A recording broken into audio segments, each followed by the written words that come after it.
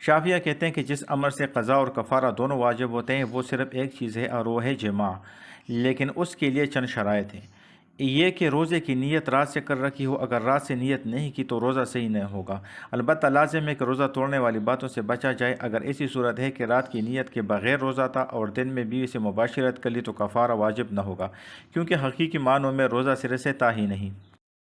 یہ کہ روزہ قصداً توڑا ہو، اگر بھولے سے روزہ توڑنے والی بات ہو گئی تو روزہ باطل نہ ہوگا، لہٰذا نہ قضا واجب ہے نہ کفارہ۔ یہ کہ روزہ رکھنے والا مختار ہو، اگر روزہ توڑنے پر کسی کو مجبور کیا گیا تو روزہ باطل نہ ہوگا۔ یہ کہ کوئی شخص جانتا ہو کہ روزہ توڑنا حرام ہے اور اس سے لاعلمی کے لیے اس کے پاس کوئی معقول شرعی عذر نہ ہو، کیونکہ ایسی لاعلمی کی صورت میں کہ ظہور اسلام کے قریب کا زمانہ ہے یا عالموں سے دور اس کی نشوونما ہوئی ہے اور روزہ رکھ لیا، اسی حالت میں مباشرت کر لی تو اس کا روزہ بھی باطل نہ ہوگا۔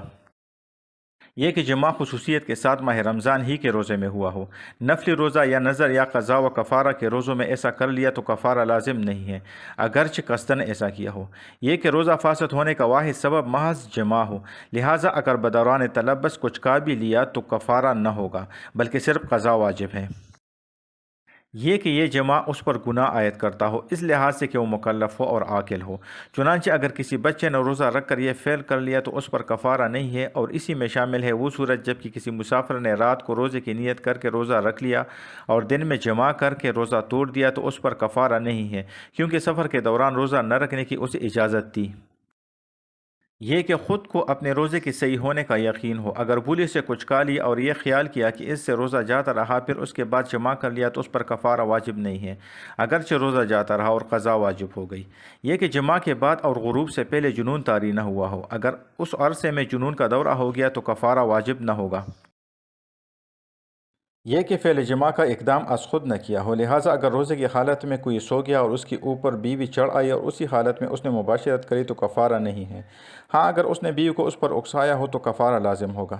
یہ کہ کسی غلط فہمی کی بنا پر یہ فعل نہ ہوا ہو، چنانچہ اگر اس خیال سے کہ ابھی تک رات باقی ہے یا اس خیال سے کہ آفتاب غروب ہو چکا ہے کسی نے مباشرت کر لی اور پھر یہ پتہ چلا کہ یہ کام تو دن میں ہوا تو اس صورت میں کفارہ نہیں ہے، البتہ قضا اور نواقض الصوم سے باز رہنا واجب ہے۔ یہ کہ جمع کرنے میں حشفہ یا اس کے برابر حصہ داخل ہو گیا ہو، اگر اتنا نہیں ہوا اور کچھ حصہ داخل ہوا تو روزہ باطل نہیں ہوگا۔ ہاں اگر انزال ہو جائے تو صرف قضا واجب ہوگی، تاہم اس روز روزہ توڑنے والی امور سے کنارہ کش رہنا واجب ہے، اگر باقی تمام دن کنارہ کشی نہ رکھی تو گناہ ہوگا۔ یہ کہ جمع کا ارتکاب ہوا ہو، خواہ آگے کی راہ سے ہو یا پیچھے کی راہ سے، اگرچہ انزال نہ ہوا ہو، ان راستوں کے علاوہ کسی اور جگہ مباشرت کی تو کفارہ واجب نہیں ہے۔ یہ کہ فاعل ہو مفعول نہ ہو، پس اگر کسی جنس مقابل یا کسی اور شے سے مباشرت کی تو کفارہ صرف فاعل پر لازم ہوگا، مفعول پر مطلق لازم نہیں ہے۔ اب واضح ہو کہ اگر کوئی شخص بیوی سے مجامعت میں مشغول ہوا اور اسی دوران صبح نمودار ہو گئی تو اگر فوراً ہی ہٹ گیا تو روزہ صحیح ہو جائے گا، لیکن اگر اس کے بعد بھی مصروف رہا خواہ کتنے ہی قلیل عرصے کے لیے ہو تو قضا اور کفارہ دونوں واجب ہوں گے، بشرطے کہ طلوع فجر کے وقت اسے فجر ہو جانے کا یقین ہو گیا ہو۔ اگر اسے خبر ہی نہ ہوئی تو صرف قضا واجب ہوگی، کفارہ واجب نہ ہوگا۔